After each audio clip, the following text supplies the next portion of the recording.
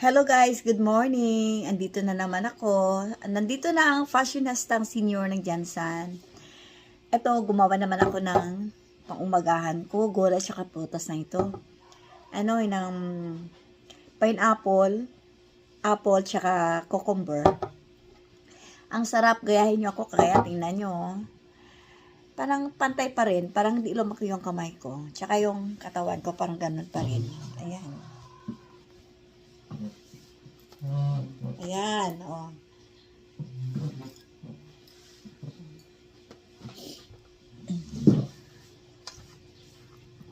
Ito, sarap.